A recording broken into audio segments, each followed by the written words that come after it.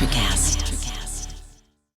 Welcome to Psychic Visions Podcast. This is your host, Jason Zook. And this is Megan Kane. We're in the midst of a spiritual revolution. Our mission is to share and explore mysteries of the paranormal universe with our guests and you, our listeners, as we discuss healing, spirituality, life after death, and more. Psychic Visions Podcast, more than meets the eye. Hey, everybody. Welcome back to Psychic Visions. This is your host, Jason Zook. And Megan Kane.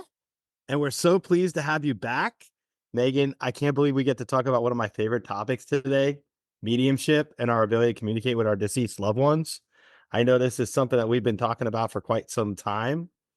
Our audience probably has a lot of times when they have this subtle kind of feeling that their deceased loved ones are with them, but they explain it away. And I try to tell them, embrace it, that if there's a subtle communication from your deceased loved ones in the form of a dream, some type of synchronicity, or some other form, that you should embrace that communication because it's likely authentic and genuine. I 100% agree. Definitely. I first had experiences when I was probably in my 20s where I would brush it away. I lived in places before anyone really close to me passed. I had weird experiences where I felt like someone was around or I felt something, but I really couldn't explain it, or I would brush it off or talk it away, like you said. And then as I got older, you are like, this has to be more than a coincidence. There's no way that this experience just happened to me and it wasn't more than meets the eye, as we say. So, Jason, what were your first experiences that you could tell our audience that made you think, okay, something else is going on here? When I was a little kid, I always remembered like my great-grandfather died the same night my grandfather died from each side of the family. It was a weird synchronicity. And that was Wow. I didn't know that. I didn't know both of those yeah, sides. I'm learning something new, y'all. This is something I didn't know before. I was like 7 years old. My dad's father died the same night my grandmother's dad died. So they both died Wow. the same night. And I was like 7 years old. And I remember being in the backyard with some friends and talking about it. And I had all these goosebumps. And I knew that they were with me then, but I didn't understand it because I was only 7 years old as a kid. But I remember going home that night inside and talking to my family about it. And they were like, oh, we have things like that happen from time to time. Just don't get scared by it. They're probably just popping in to say goodnight or pop in to say hi to you. And I never thought about it. Honestly, that was the earliest experience. And I don't really touch on it as much, but it was the coincidences, the synchronicities in that respect of losing two family members in the same night. That was That's the amazing.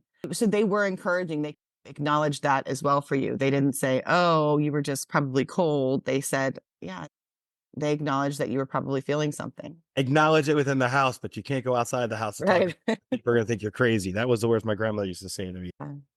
But that was like my earliest experience. And then fast forward to when I was in law school, I just had some synchronicities with mediumship, but I never thought much of it. And it wasn't until the night my grandfather actually died, when I know you've heard this story before, Megan, but I'll share it with our audience since we haven't shared it here. And basically, I knew before my grandfather was going to die that he was going to die at least 2 or 3 months ahead of time because he had cardiac issues and a stent put in and a pacemaker and stuff. But a psychic that I trusted, her name's Andrea, she told me in June of that year that my grandfather would die mid-August. And so I had 2 months to mentally prepare. I spent time with him. He started having like memory issues due to his cardiac issues. But the night he actually died, I was at a deposition in Wisconsin for my legal job. And I always had this premonition that the night my grandfather dies, I'd be by myself with no one to console me.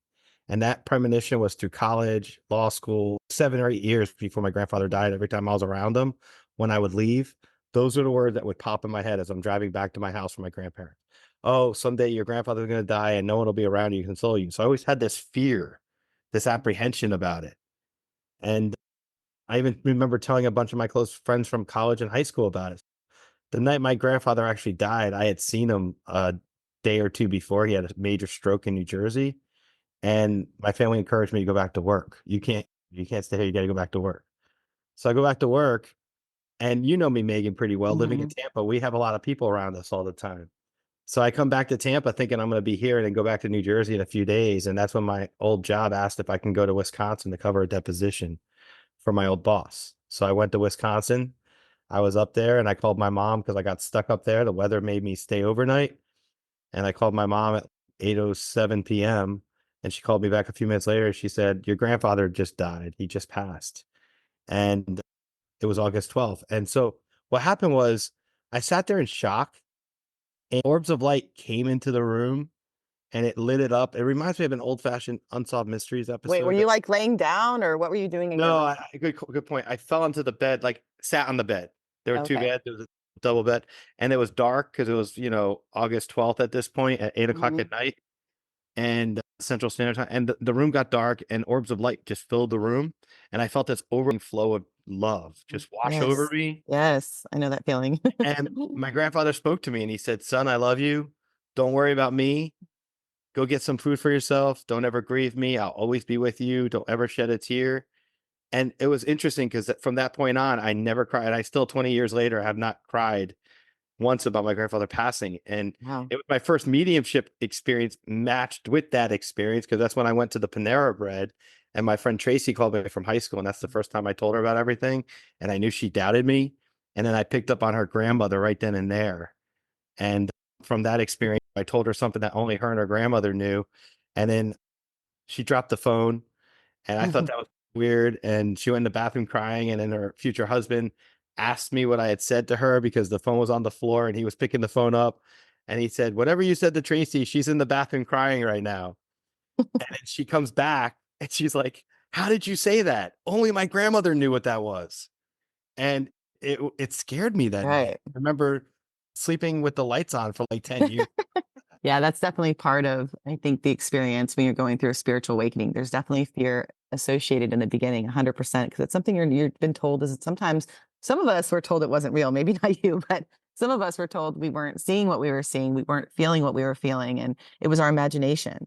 And that's amazing that you were able to have that experience and have your grandpa come to you and make you have so much comfort in your time where you were all alone and you didn't have someone to comfort you. And that's such a testament to his love for you to show up like that. And in your connection, it was so strong. I know this from knowing you that you still have, and that's what we're here to talk about, guys, is the connection never leaves. You still have it. They don't go anywhere really. They cross over and they're come in light. They have their soul form, they're in their spirit form.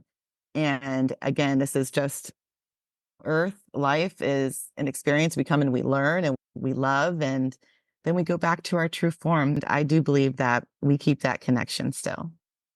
And I'll say this, like, you just hit it like nail head on with Mhm. the idea. First, you can get scared of it if you're not understanding. I think a lot of people get stuck in that kind of zone, because Yep. when this kind of special thing happens, people get afraid. They're just, this doesn't fit into what I think it should fit into.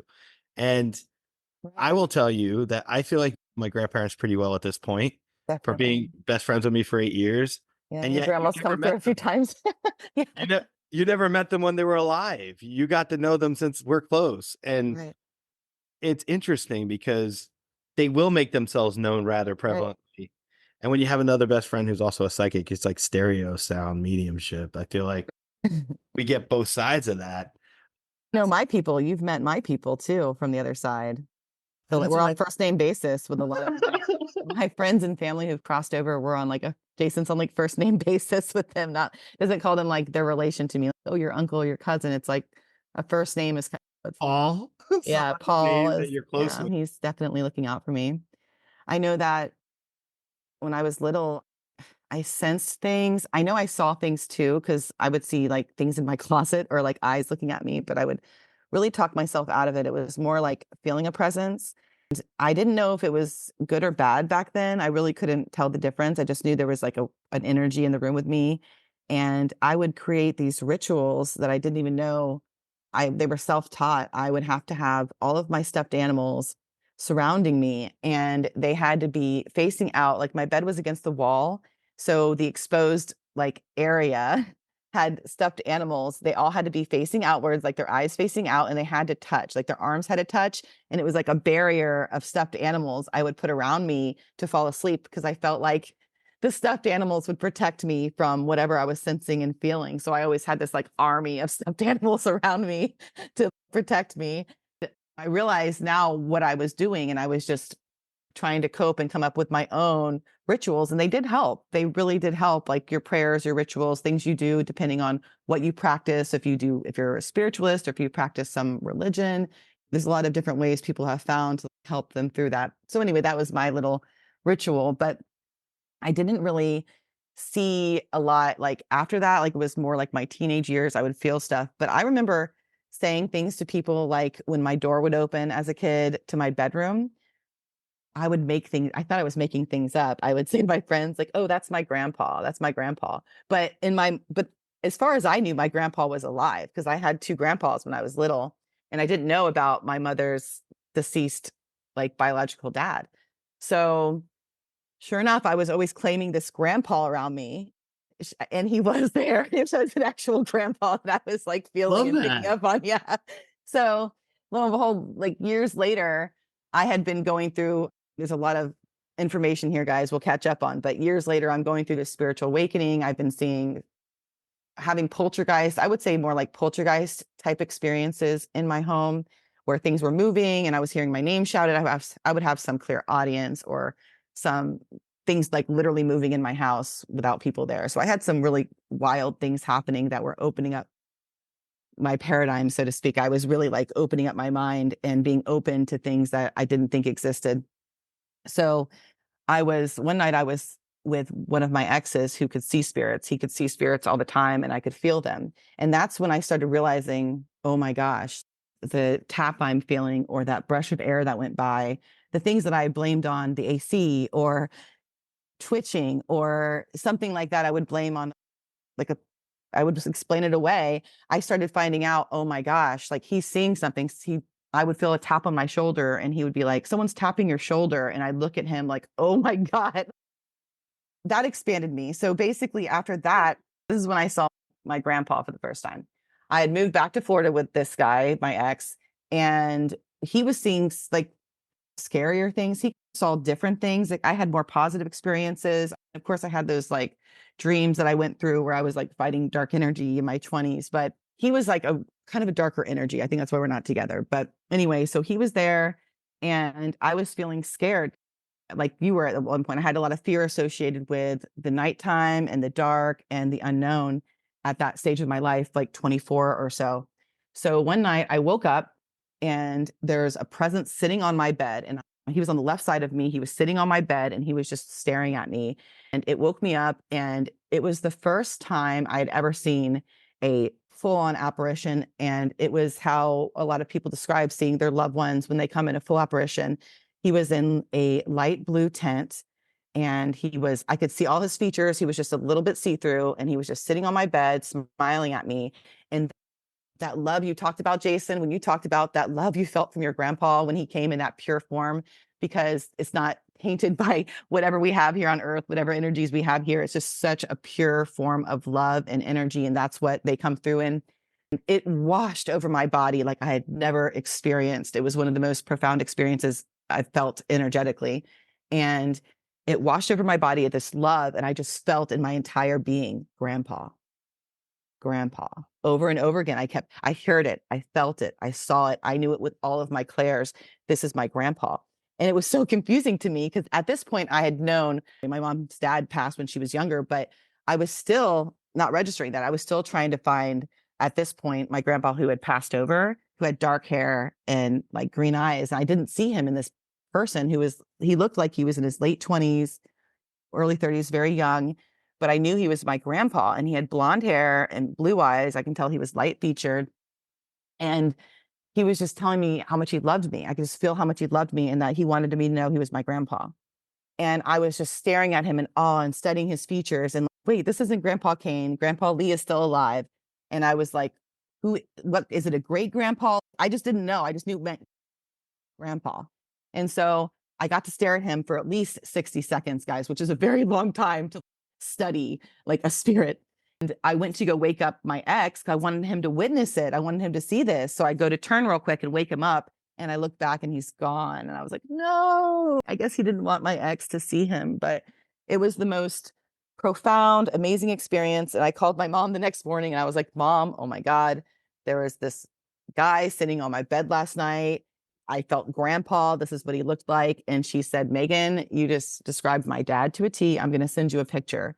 And she Wow. sent me a picture and it was him 100%. I have a picture of him when he was younger How'd with he like from his die? 30s. He died from cancer and he also had tuberculosis. He had a lot of things going on with his health. So he died.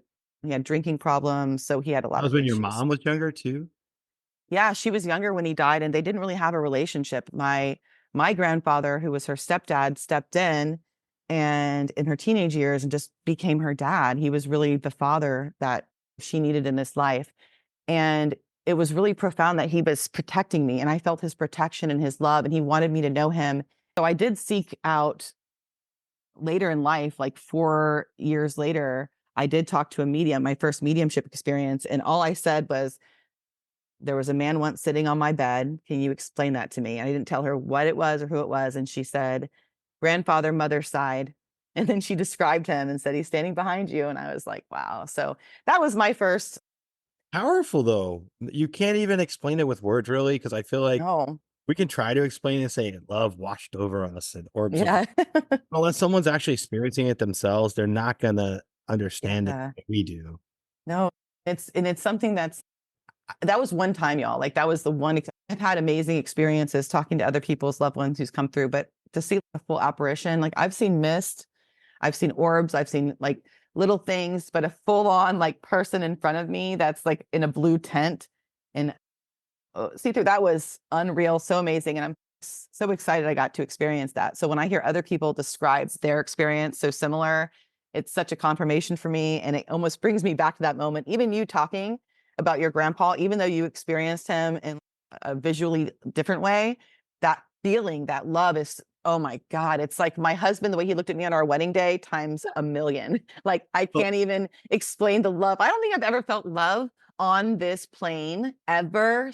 That day that my grandpa was there, I felt it. And it's just I amazing. mean, And you've shared these experiences with me. I have to say, remember when I had my cancer treatment and I had to go get colonoscopy afterwards and I got put under an right. anesthesia and you picked me up?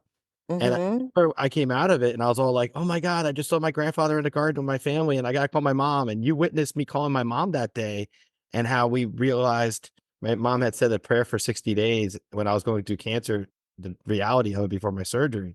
And she always told my grandfather in a prayer, please let me know and reassure me that my son, I'm not going to have to bury my son prematurely, that I will die a natural death and that my son will live a natural life.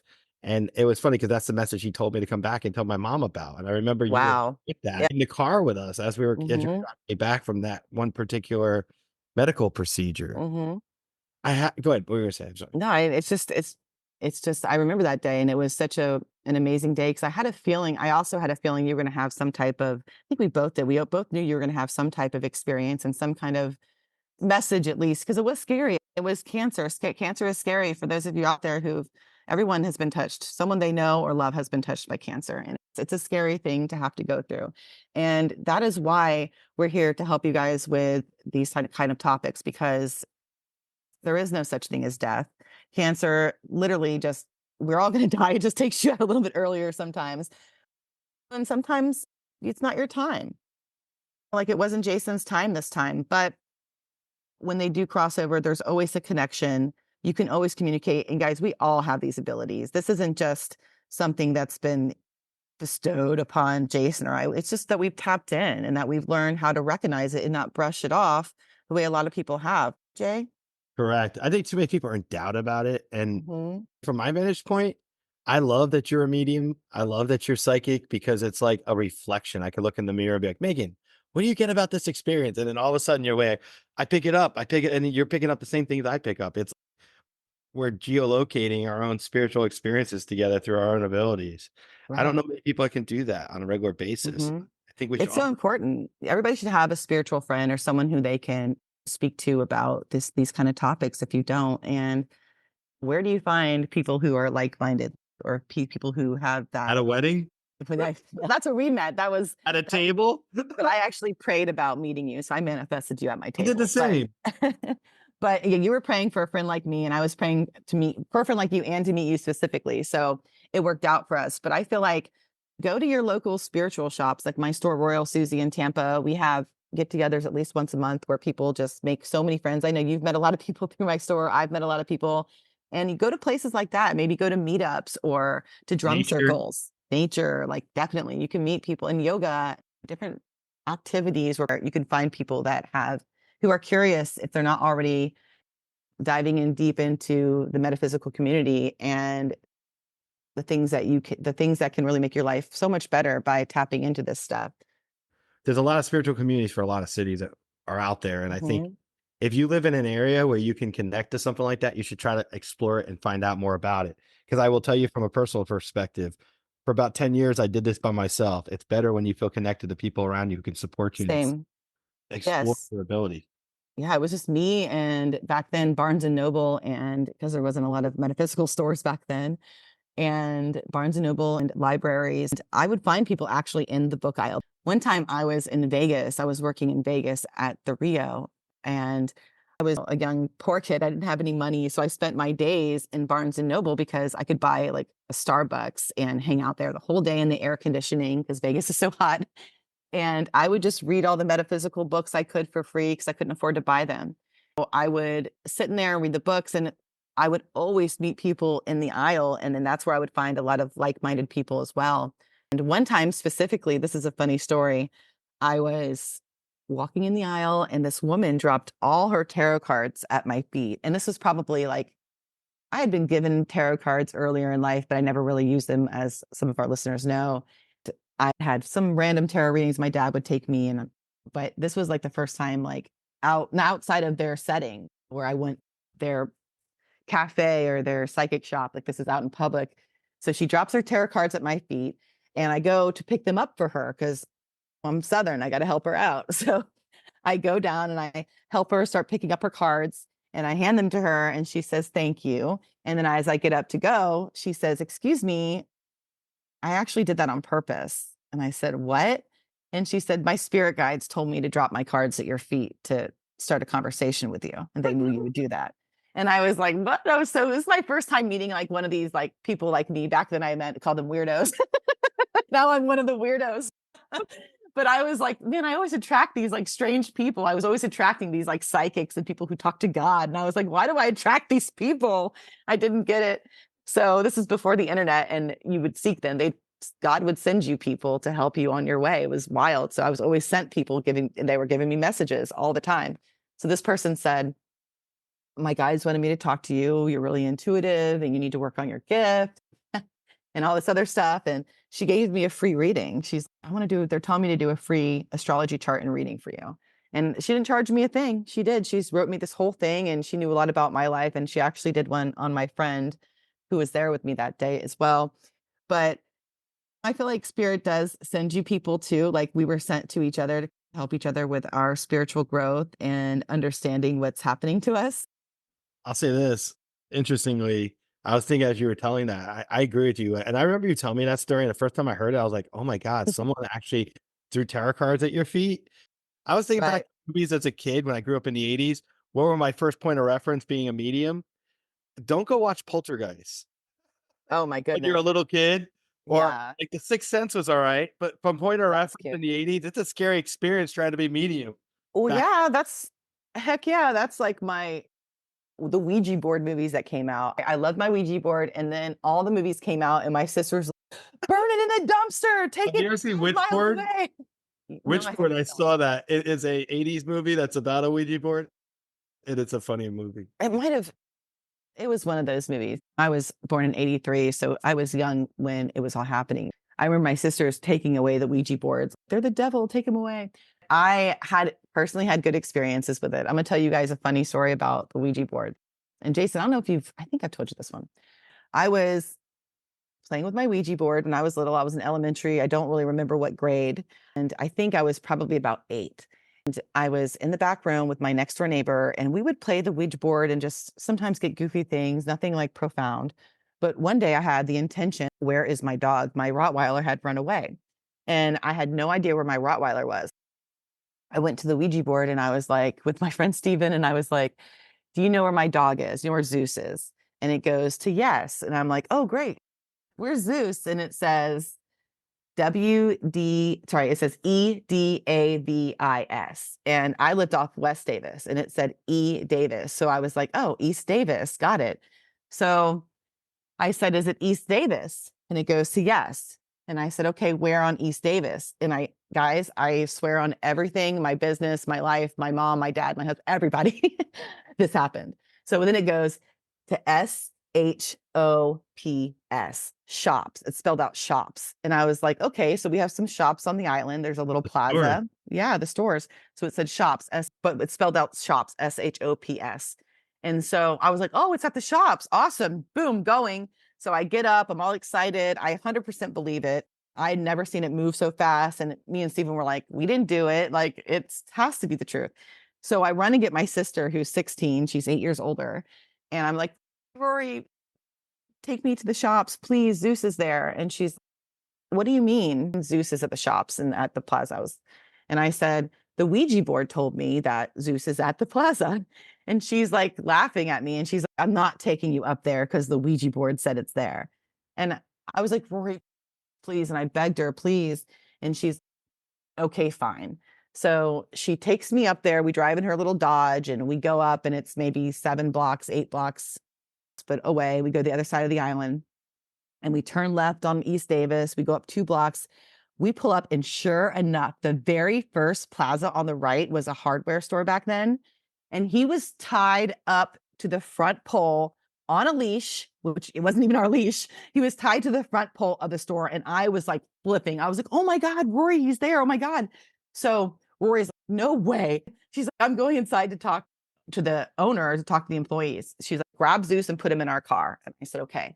So I grabbed my dog, I put him in the back of the car, and I'm in the back of the car with her, waiting for her. And she comes out and she's like in shock. And she's, you won't believe this. And I said, what? And she said, they found him in the alley behind the store. So they tied him up to the front, knowing someone would recognize him or his owner would see him.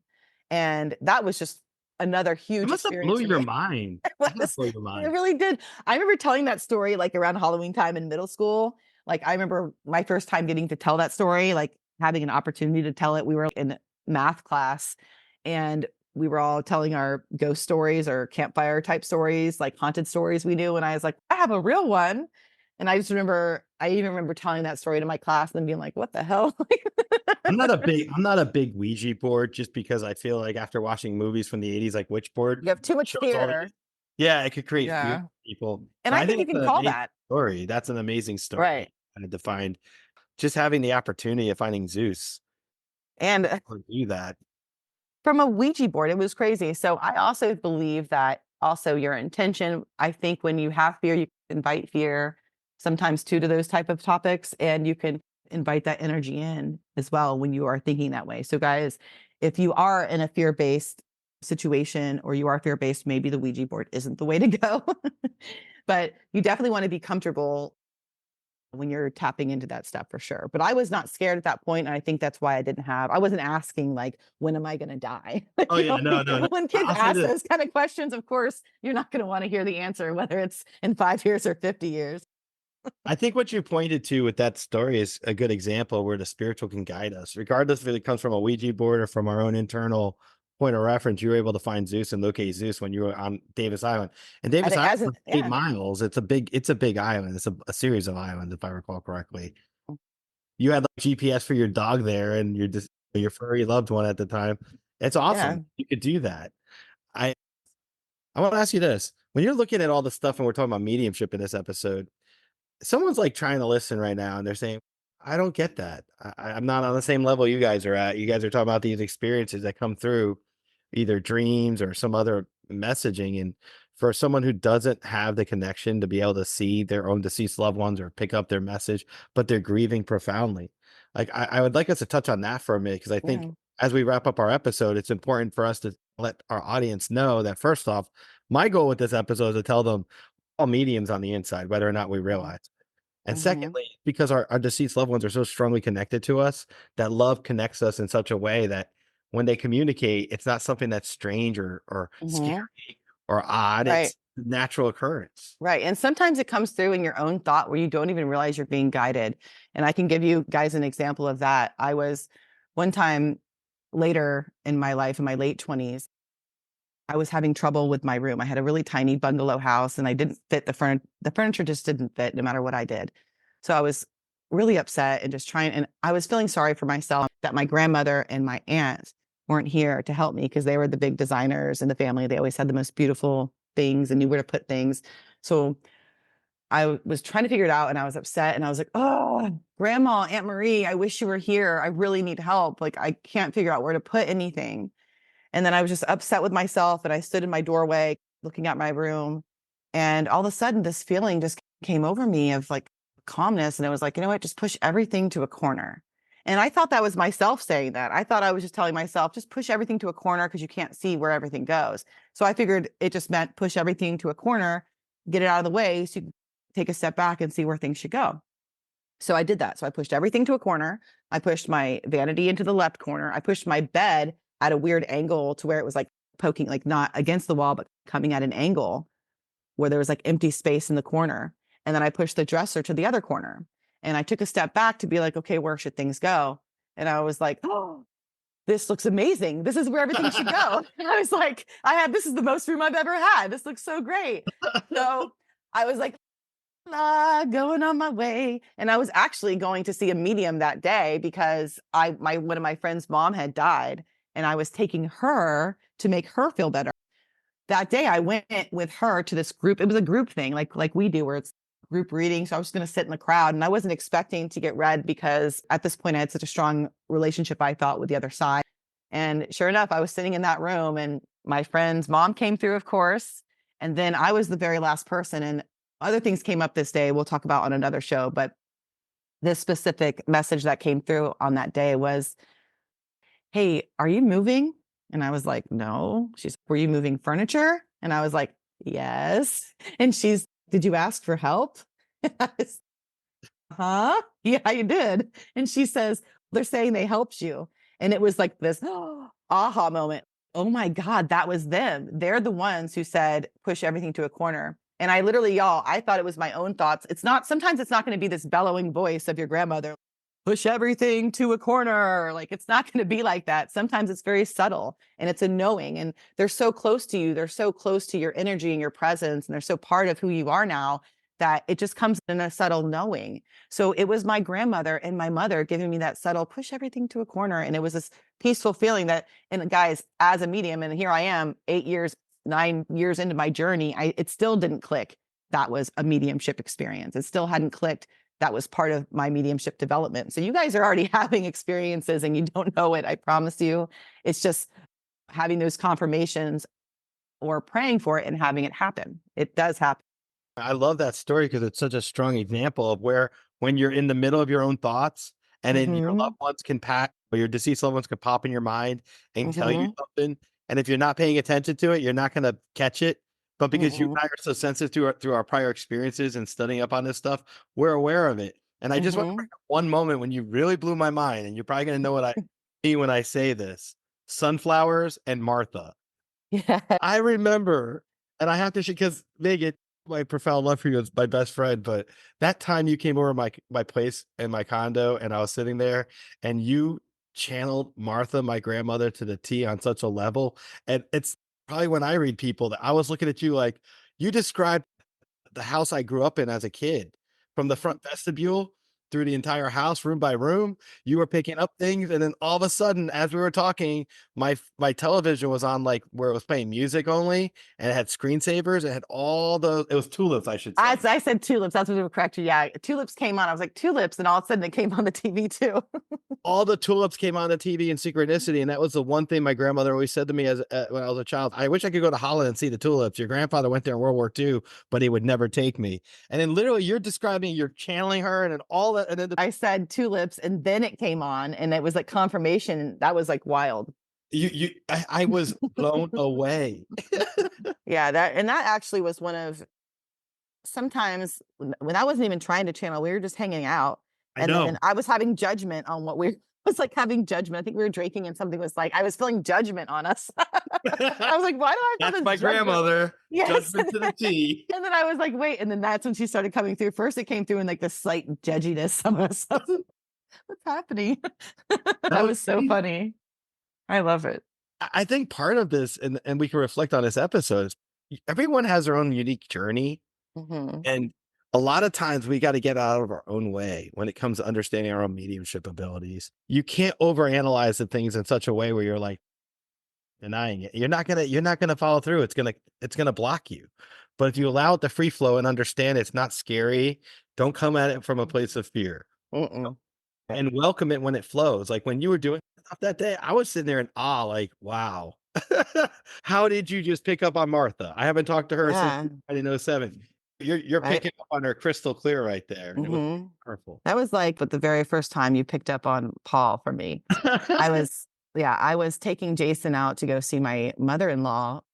So my husband's stepmom, I was taking Jason out to meet her and to do a reading for her. And we were driving to St. Pete, and it wasn't even about me. Nothing was about me this day. I wasn't planning on getting a reading. You and I were just chatting in the car, having a good time, and you're getting ready for your reading. And out of nowhere, you just said, your dad's friend Paul is coming through. And Paul is very significant to my life and the role he played in the time he was in my life. And I'd never brought him up to you, and especially by name. I don't call him my dad's friend, Paul. More my friend, but I met him through my dad. He is my dad's friend. He's my dad's like age when he worked for my dad too. So I, he came through, I was in shock, and it was that was a really hard loss for me because he was only in his early 50s.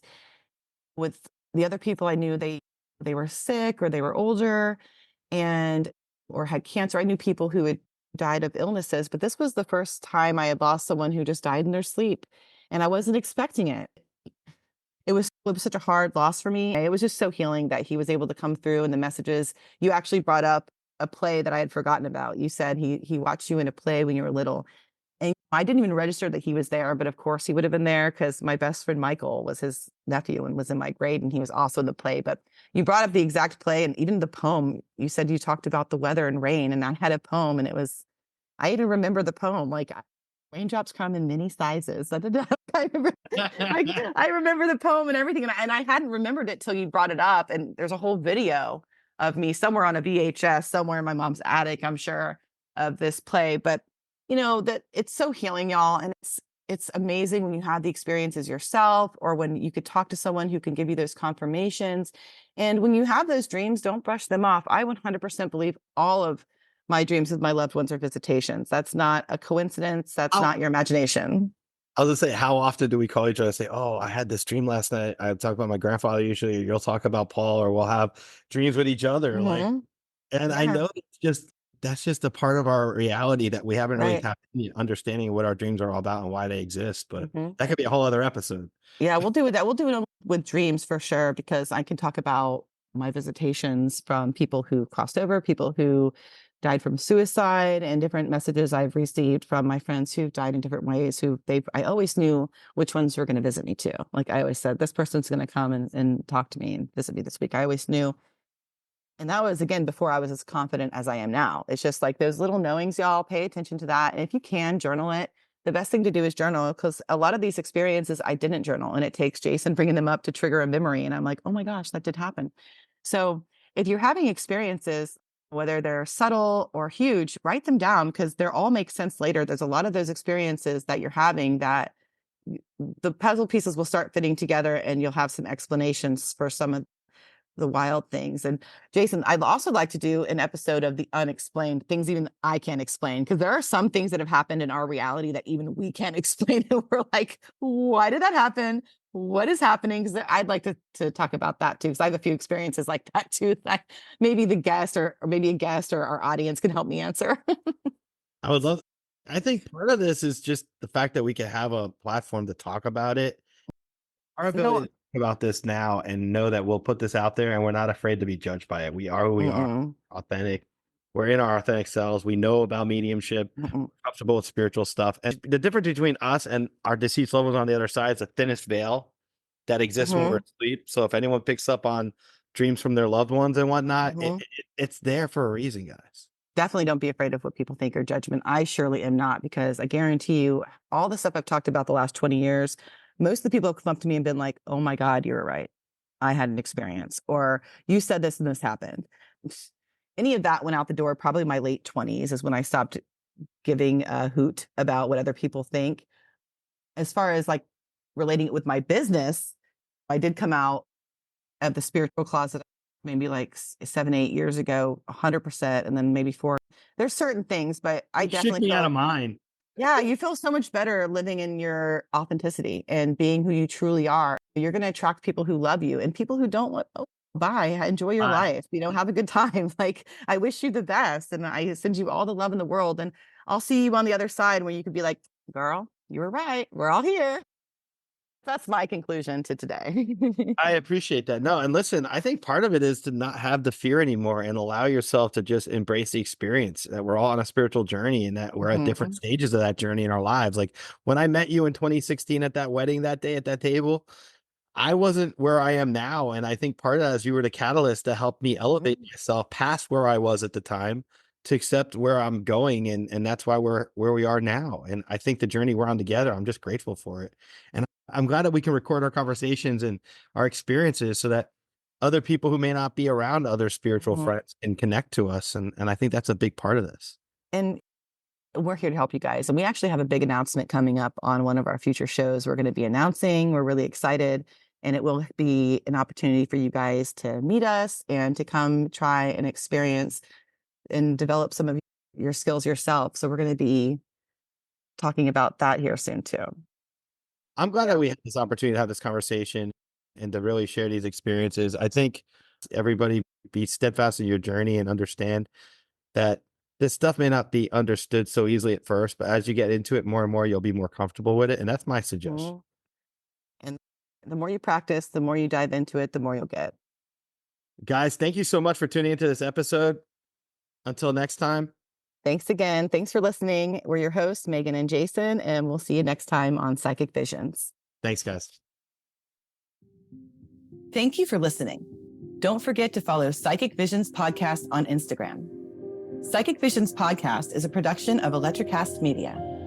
Our executive producers are Mark Netter and Peter Rafelson. If you like our show and enjoy what you hear, please subscribe and give us a rating wherever you enjoy podcasts. And always remember, harness your inner power.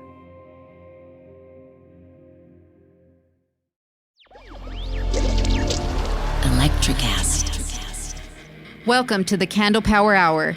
Come with us backstage behind the scenes of show business spanning over 4 decades and bringing you the experiences that can only be told by the people who were there.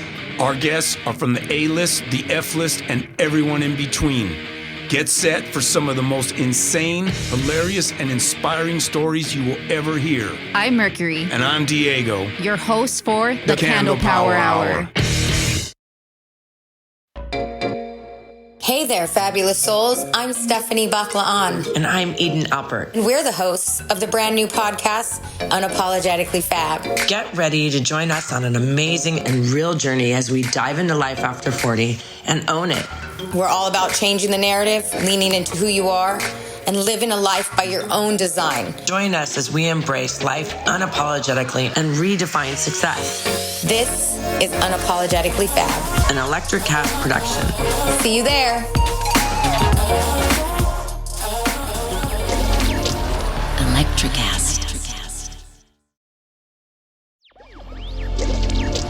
Electricast.